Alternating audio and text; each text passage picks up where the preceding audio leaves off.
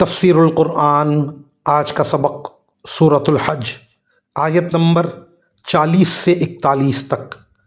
اعوذ باللہ من الشیطان الرجیم، بسم اللہ الرحمن الرحیم۔ الذین اخرجوا من دیارہم بغیر حق الا ان یقولوا ربنا اللہ ولولا دفع اللہ الناس بعضهم ببعض لہدمت صوامع وبیع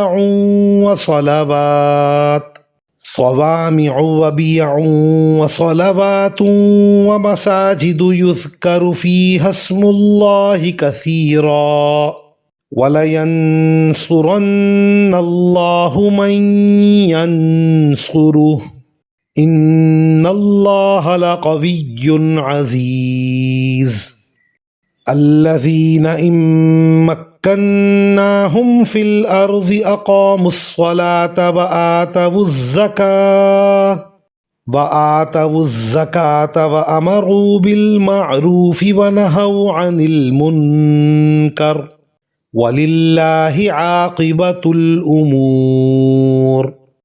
ترجمہ: یہ وہ لوگ ہیں جنہیں صرف اتنی بات پر اپنے گھروں سے ناحق نکالا گیا ہے کہ انہوں نے یہ کہا تھا کہ ہمارا پروردگار اللہ ہے، اور اگر اللہ لوگوں کے ایک گروہ کے شر کو دوسرے کے ذریعے دفع نہ کرتا رہتا تو خانقاہیں اور کلیسا اور عبادت گاہیں اور مسجدیں جن میں اللہ کا کثرت سے ذکر کیا جاتا ہے سب مسمار کر دی جاتی، اور اللہ ضرور ان لوگوں کی مدد کرے گا جو اس کے دین کی مدد کریں گے۔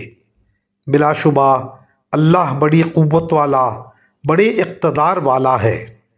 یہ ایسے لوگ ہیں کہ اگر ہم انہیں زمین میں اقتدار بخشیں تو وہ نماز قائم کریں اور زکوٰۃ ادا کریں اور لوگوں کو نیکی کی تاکید کریں اور برائی سے روکیں، اور تمام کاموں کا انجام اللہ ہی کے قبضے میں ہے۔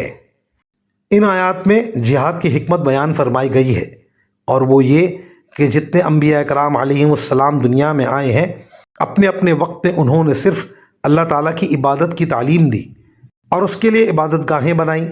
حضرت عیسیٰ علیہ السلام کی شریعت میں اس کام کے لیے خانقاہیں اور کلیسا بنائے گئے۔ حضرت موسیٰ علیہ السلام کے پیروں نے جو عبادت گاہیں بنائیں ان کو صلوات کہا گیا ہے، اور مسلمانوں کی عبادت گاہوں کو مسجد کہا جاتا ہے۔ جو لوگ ان آسمانی مذاہب کے خلاف تھے وہ ان عبادت گاہوں کو مٹانے کے در پہ رہے۔ اگر ان کے خلاف جہاد کی اجازت نہ ہوتی تو وہ ان عبادت گاہوں کو مسمار کر ڈالتے۔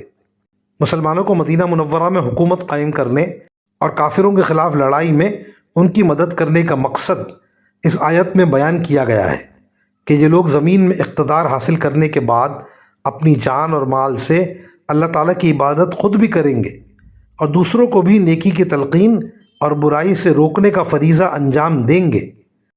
اس طرح یہ آیت ایک اسلامی ریاست کے بنیادی اغراض و مقاصد بیان فرما رہی ہے۔ وآخر دعوانا ان الحمد للہ رب العالمین۔